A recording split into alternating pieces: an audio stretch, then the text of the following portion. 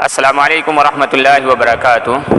दोस्तों, हमारी बकरी हीट में आती है और हीट में आने के बाद कब क्रॉस कराना चाहिए और क्रॉस कराने के बाद बकरी ने कंसीव किया है कि नहीं कंसीव किया है। दोस्तों, बकरी जब हीट में आती है, अगर सुबह हीट में आती है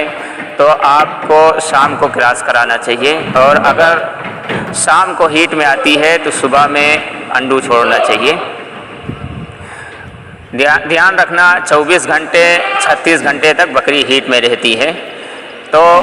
12 घंटा शुरू के जो 12 घंटा बकरी जब हीट में आई है तो हीट में आने के बाद 12 घंटा आपको छोड़ देने हैं, और बीच के 12 घंटा में आपको क्रॉस कराना है, यानी 12 से 24 घंटे तक आपको क्रॉस कराना है, और फिर 36 घंटे तक हीट में रहती है। तो इसी बीच जो है अगर आप क्रॉस कराएंगे तो बकरी कंसीव कर लेगी, और बकरी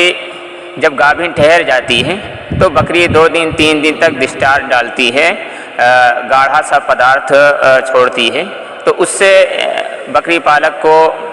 ये पशुपेश में नहीं आना चाहिए कि हाँ जो है मेरी बकरी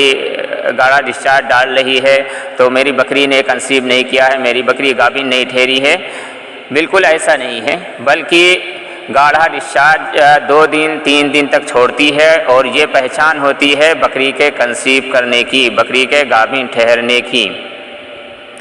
दोस्तों, बकरी जो अंडे बनाती है वो 1 2 3 तक बनाती है, बाज़ बकरियां 4 भी अंडे बनाती हैं, और सीमेन में काफ़ी तादाद होती है।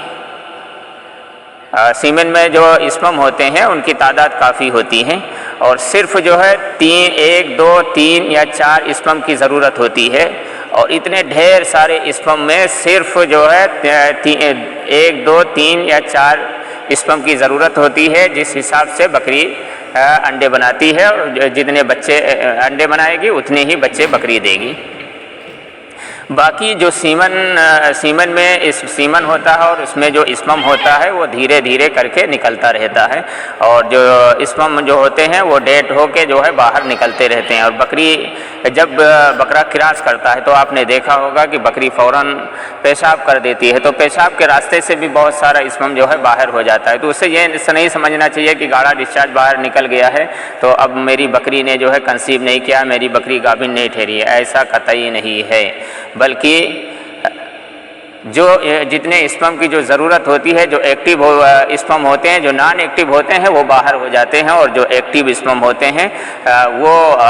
अपना रेस